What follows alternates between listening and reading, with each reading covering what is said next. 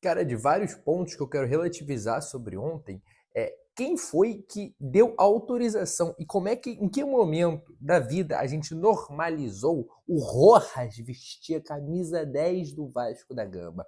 O Rojas, que era um reserva lá no México, segundo empréstimo dele vem para o Vasco, vem para ser um reserva do Felipe Coutinho, pela 10 do Dinamite, estava com o Coutinho antes com o Payet, aí a gente simplesmente entregou ela pro Rojas porque o Coutinho saiu. Tipo assim, em que momento a gente decidiu normalizar isso? E o pior, que grande parte da torcida do Vasco normalizou porque ele entrou bem no segundo tempo contra o Boa Vista. Vocês têm noção da loucura que isso? Porque se for depender de Boa Vistas da vida, o nosso senhor Lucas Mineiro, o nosso senhor Galdames seriam craques também. Na base, no Carioca, a gente destrói esses times com a base. Então, é mais uma vez provando que a torcida não pode ter assim, tanta opinião, porque é uma torcida que age na emoção. Vocês percebem que, em relação ao próprio Felipe Coutinho, quando a gente for falar, hoje a gente vê que o elenco todo é ruim, que o time inteiro é ruim. E vocês deixaram para vaiar o único cara que se salvava desse time. Porque o Coutinho era tão bom nesse time que nem fazia parecer que era tão ruim, então a gente culpava ele. Só que a torcida do Vasco sempre vai culpar o errado quando tá dentro de campo. Porque não critica quem contrata. Aí só pro treinador. Não quem contrata os jogadores. Não, isso aí nunca é vaiado do Januário. É ídolo fechado com ele. E aí sobra logo pro Coutinho. Vocês tinham Brenner, Spinelli, Tietê, Piton, Puma. Porra, os dois zagueiros, Robert Renan, Cuesta, sei lá, Saldívia, Lucas Freitas.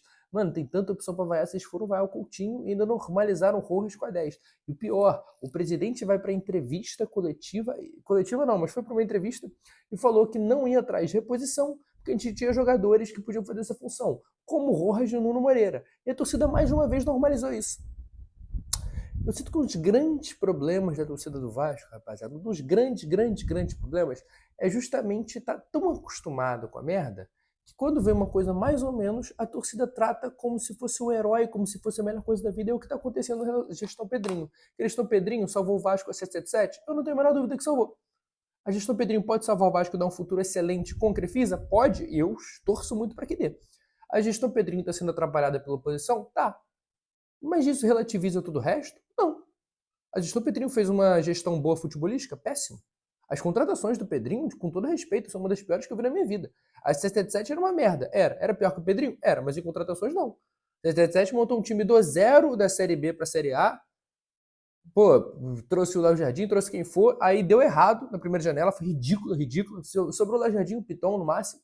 E aí consertaram já no meio do ano de 2023, que aí trouxe Paulinho Paula, o Jair já estava antes, trouxe um Payet, trouxe um Verrete, porra, trouxe o Medel, que também salvou na zaga, até o Maicon, que foi muito bem naquele ano, inclusive resolvemos a zaga pela primeira vez, e aí tivemos até o Zé Gabriel, foi muito bem. Tudo que fizeram bem. E no Vasco, se fizer uma contratação, a gente elogia e fala que tá tudo bem. Ano passado disseram que foi a melhor janela do século. Que loucura, não foi nem melhor que essa. Aí você diz, porra, então volta pra 777, é isso que você quer, coloca que tá bom, esse é o problema do seu do Vasco. Porque se você faz uma crítica criticando, sei lá, eu ano passado criticando o Verrete. Ah, você merece o Raniel. Não. Eu tô criticando porque ele é jogador do Vasco. E se ele tá mal, eu vou criticar. Ah, você critica a gestão Pedrinho em contratações. Porra, você merece o Eurico. Não. Eu criticava o Eurico também. E eu vou criticar quem esteja na cadeira. Isso é loucura. Isso é uma forma de pensar que não é uma forma de pensar, é uma forma de não pensar.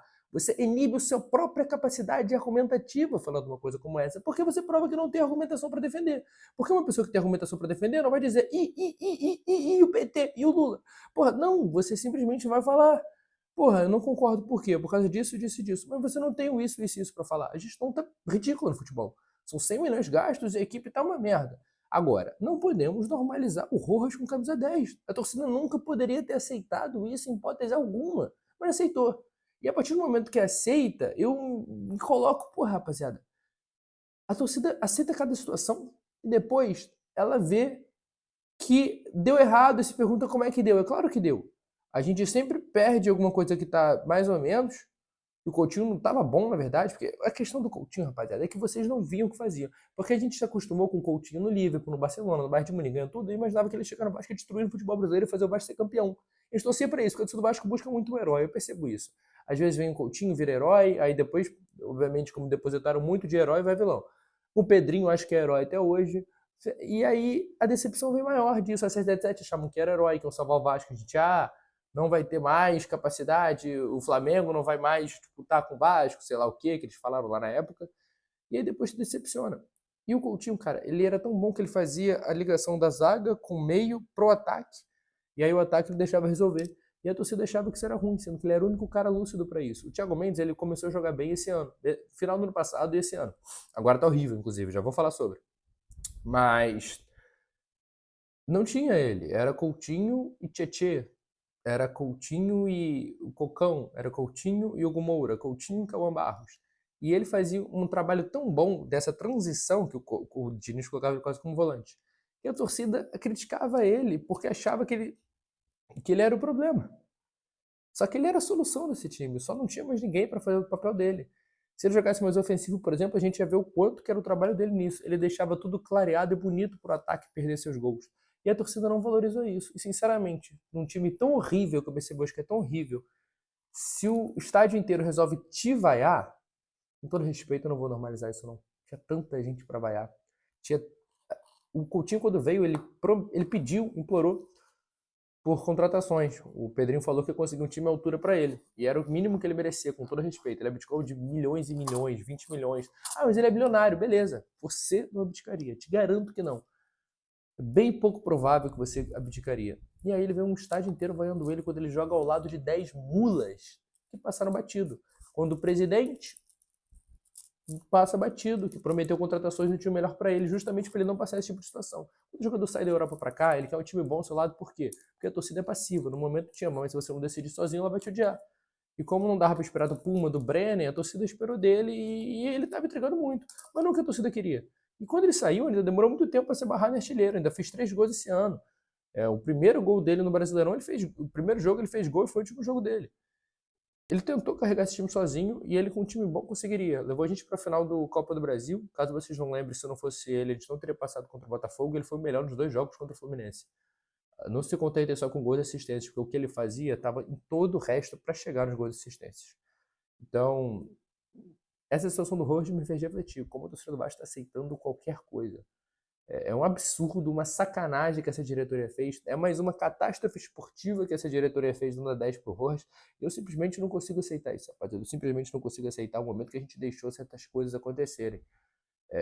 Eu não vejo problemas no futuramente se o Rojas destruísse, dessem a 10 dele com premiação. Mas dar de cara, isso a gente nunca podia aceitar. Nunca podia aceitar. E se ele começar a destruir no Vasco e virar o melhor meio campo do Brasil e for para a próxima Copa, mesmo assim a gente não deveria ter aceitado, porque aí sim ele estaria merecendo a 10, mas não no momento que foi entregue para ele. Então não tem momentos de ele calar minha boca, não. Porque a 10 ele não merecia. Ele pode vir a merecer, mas aí era para dar depois. Mas essa é a minha opinião. E sabe outra opinião minha muito importante? Vocês se inscreveram no canal, rapaziada. Me ajuda aqui a chegar a 10 mil inscritos.